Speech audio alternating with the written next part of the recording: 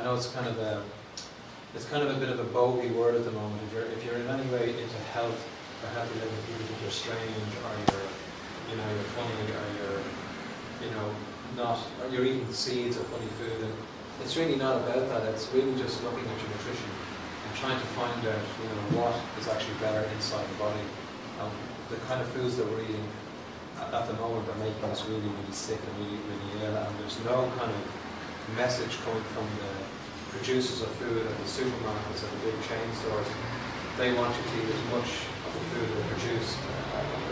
And as much of the food as they produce is full of sugar, it's full of additives, and it's full of lots of little harmful things that actually make us sick. But of course they don't want you to know that. They're quite happy to sell, people are quite happy to buy. Going into the supermarket now is nearly like a kind of it's nearly like going to mass. It's nearly like going in and having a kind of an experience.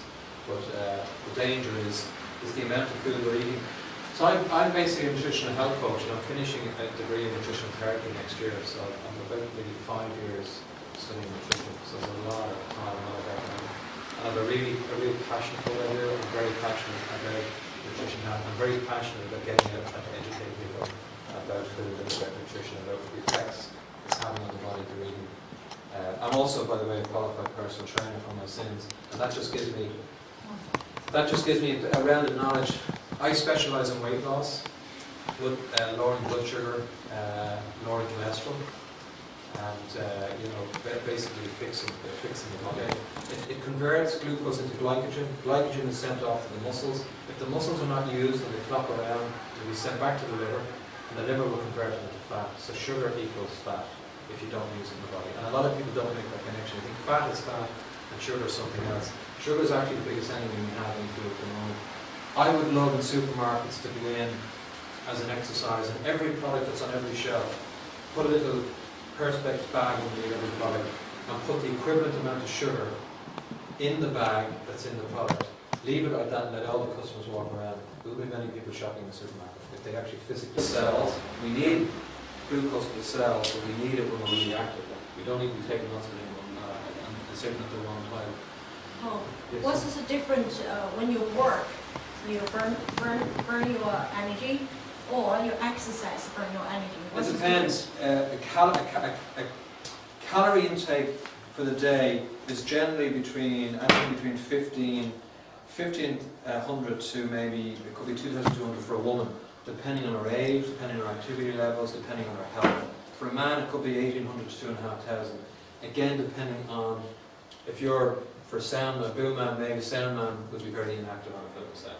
But if you're a bricklayer or you're out doing a physical job, you could require a lot more calories. So it depends on your activity. So if you're working and you're sedentary, and most clients I would have are sedentary and would tend to have the weight gain, but you'd see a lot of guys who are very, very active, a lot of women who are very active, maybe slimmer. So if you're working very hard and you're very active, running around, lifting things, you're burning. But if you're sitting down sedentary at a computer, you're not really burning any calories. And if you're eating a lot of stodgy food, you're certainly gaining weight. So builders. Yeah.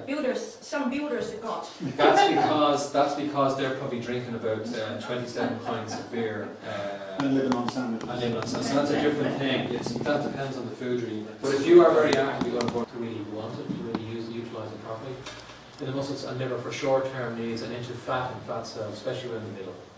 So that's what I'm saying. The glycogen is not utilised as an energy source. It goes back down to the liver. The liver takes it again and says, that's grand, converts it to fat and dumps it out into fat cells. And that's how we fix the body from evolution, particularly for women, men and women, because our stomach's there, our liver's there, our kidneys, our pancreas, everything's in here. For women, the reproductive organs are in here. So this general area can pad up really well, to sort of protect for storage. Like the bear, the bear goes and hibernates for the winter time and eats all the fat from the salmon and all that kind of stuff. But the bear is very active when it's out, during the summertime. We're not as active as bears are.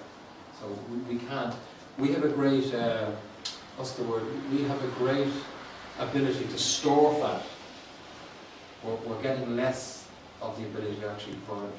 We're actually becoming more like we're taking it on, we're not actually burning it. And it's really, really dangerous. Fat around the middle is very dangerous in the body. The relationship between here and here in the body is crucial for everybody's health. The relationship between that space there, the more weight you have around here, the more stress, the stresses you put on the heart and the vascular system. The vascular system is the main aorta, which comes out of the heart and feeds the cornflakes. Yeah, because, as I said earlier, the cornflakes, because it's been stripped away, and all the other types of cereal products, because it's been stripped away of all its nutrients, it's only kind of what I call a polished processed food.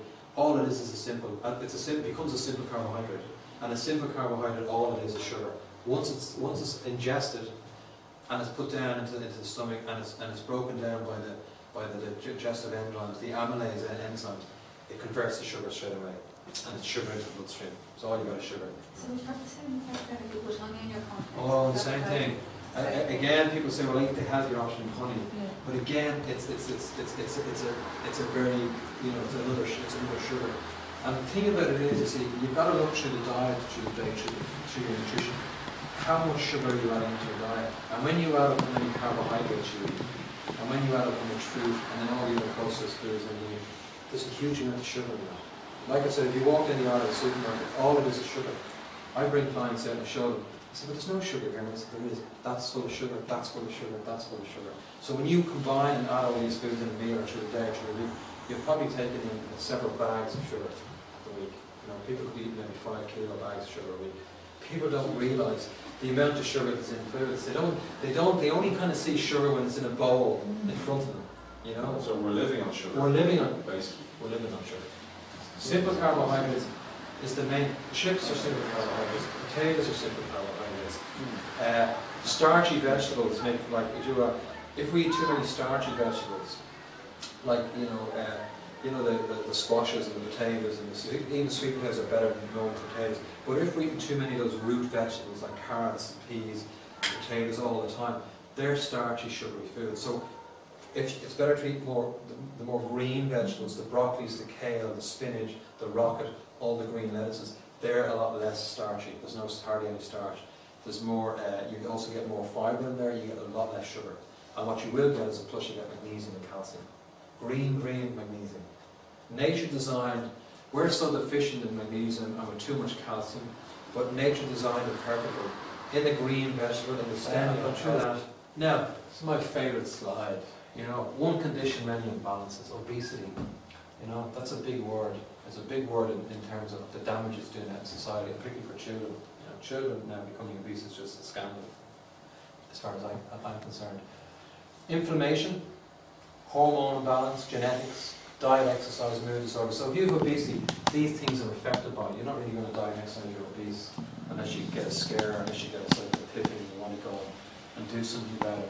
But the bigger issue is one balance, many conditions. So if you take an inflammation, if you've got any inflammation in the body, you've got to be concerned. It's a marker in the body. The body throws up an inflammatory marker. It could be Pepsin then is ready to work on protein. Then you've got enzymes coming from the pancreas, and also you've got bile coming from the liver. Now when you take warm water and lemon juice, this switches on these systems, sends a little signal going on, switch on, turn, rev up, food's coming. You wouldn't put a cold chicken you wouldn't put a chicken into a cold oven. You turn the heat on 10-15 minutes early, same principle. Same principle. Switch on turn the gas on. If you take a hit of coffee or whatever else in the morning, you're just kind of, your stomach is kind of like, provided you haven't eaten a takeaway at 12 o'clock the night before in 26 periods, your stomach is basically just kind of like that. So be gentle with it. You know, switch it on, just massage it. The warm water and then it just kind of goes, switches it on. Not cold water. No, not cold water, no. But if you throw coffee down there, which everybody does, and you throw tea down there, you know, and by the way, tannin, a lot of the tannin in the tea will actually harden your stomach lining. It actually really can. It's actually not very good for stomach lining. Stomach lining is very sensitive, really sensitive. Never miss meals. Reduce coffee and tea. Avoid and possibly replace with permanent